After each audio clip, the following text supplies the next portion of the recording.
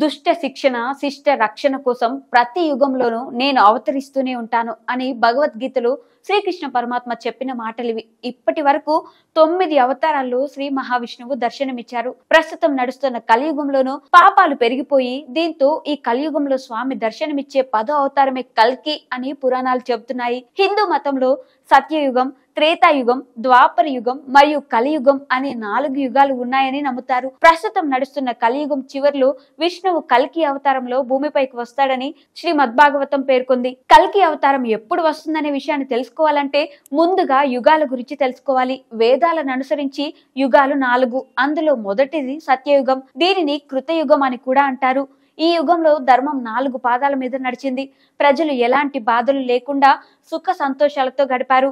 అకాల మరణాలు ఉండవు. రెండోది త్రేతాయుగం. ఈ యుగంలో భగవంతుడు శ్రీరామచంద్రుడిగా అవతరించి రావణ సంహారం చేసి ధర్మ సంస్థాపన చేశాడు. ఇందులో ధర్మం 3 పాదాలపై నడిచింది. మూడోది ద్వాపర యుగం. భగవంతుడు శ్రీకృష్ణుడిగా అవతరించాడు. ఇందులో ధర్మం 2 పాదాలపై నడిచింది. నాలుగోది ప్రస్తుతం మనం ఉన్నది కలియుగం. ఇది మొత్తం 4,32,000 సంవత్సరాలు. హిందూ బౌద్ధ కాలమానాలకు ఆధార గ్రంథమైన సూర్య సిద్ధాంతం ప్రకారం 3102 BC ఫిబ్రవరి 18 అర్ధరాత్రి కలియుగం ప్రారంభమైందని చెప్తారు. కృష్ణుడు సరిగ్గా అదే సమయానికి అవతారం చాలించడంతో ఇది మొదలైనట్లు పరిగణిస్తారు. ప్రతి యుగంలోనూ 4 పాదాలుంటాయి. కలియుగంలోనూ అంతే. ప్రస్తుతం మనం ప్రథమ పాదంలో ఉన్నాం. మన నిత్య పూజా విధానంలో వచ్చే సంకల్పంలోనూ కలియుగే ప్రథమ పాదే అని స్పష్టంగా చెప్పారు. కలియుగం చివరి పాదంలో కల్కి రూపంలో భగవంతుడు అవతరించి దుష్ట శిక్షణ శిష్ట రక్షణ చేసి తిరిగి సత్యయుగ స్థాపనకు మార్గం సుగమం చేస్తారని వ్యాస మహర్షి చెప్పినట్లు మన గ్రంథాలు చెబుతున్నాయి. భాగవతం పోతులూరి వీరబ్రహ్మేంద్ర స్వామి చరిత్ర ప్రకారం కలియుగం అంతమవుతుందని వింటూ ఉంటాం. కలియుగాంతం గురించి కొన్ని సినిమాలు వచ్చాయి. కొన్ని కథలు, పురాణ గాథలు ఎన్నో ఉన్నాయి. వీరబ్రహ్మేంద్ర స్వామి కాలజ్ఞానం ప్రకారం ఇప్పటికే కొన్ని సంకేతాలు కలియుగాంతాన్ని సూచిస్తున్నాయని పెద్దలు చెబుతూ ఉంటారు. కలియుగం అంతరించే సమయం దగ్గరలోనే ఉందని, జరుగుతున్న పరిణామాలే అందుకు కారణమని వివరిస్తున్నారు. అయితే కలియుగాంతాన్ని హెచ్చరించే ఆశ్చర్యకర సంకేతాలు, కలియుగాంతంలో చోటు చేసుకునే పరిణామాలపై కొన్ని అధ్యయనాలు ఏం చెబుతున్నాయంటే కలియుగాంతం సమయంలో మనుషుల తీరులో చాలా మార్పులు కనిపిస్తాయి. మనుషులకు మతం, యథార్థం, సహనం, శుభ్రత, దయ, ఆయుష్, శారీరక శక్తి, జ్ఞాపక శక్తి వంటివన్నీ రోజు రోజుకి తగ్గిపోతాయి.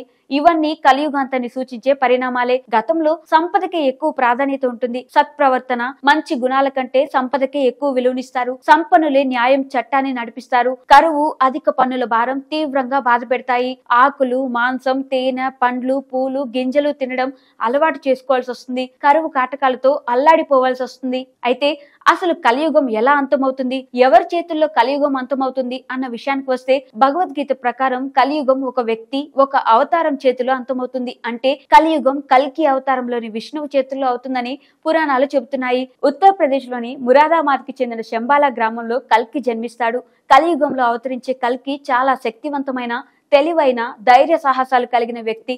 భూమిపై విష్ణువు చివరి అవతారమైన కల్కి అత్యంత శక్తివంతమైనది. కేవలం ఆలోచన ద్వారానే ఆయుధాలు, వాహనాలను తన కళ్ళ ముందు తెచ్చుకునే శక్తి సామర్థ్యాలు కలిగి ఉంటాడు కల్కి. తెల్ల గుర్రంపై స్వారీ చేస్తూ తెల్లగా నిగనిగలాడుతూ ఉంటాడు కల్కి. తనకు కోపం వచ్చినప్పుడు చర్మ రంగు డార్క్ గా మారుతుందట. కల్కి పసుపు రంగు బట్టలను మాత్రమే ధరిస్తాడు. భూమి మీద పాపులు భరించలేని స్థాయికి చేరుకుని ప్రపంచమంతా కకలావికలం అయిపోతున్న సమయంలో కల్కి అవతరించి కలియుగాన్ని అంతం చేస్తాడని పురాణాలు చెబుతున్న మాట. ఆయన అవతరించారన్నందుకు గుర్తు ఏంటంటే పాపులందరికీ భగంధర వ్యాధి వచ్చి రక్తం కారుతూ పురుగుల్లా రాలిపోతారు. ఎక్కడ చూసిన వ్యాధులు ప్రబలుతాయి. ప్రజలను హింసించి అధికార గర్వంతో బతుకుతున్న ప్రభువులు, పాలకులను అంతం చేయడానికి శ్వేతాశ్వాన్ని ఎక్కి కాషాయ పతాకం ధరించి కల్కి దుష్ట శిక్షణ చేపట్టి ధర్మ సంస్థాపన చేసి అవతారం చాలిస్తాడు.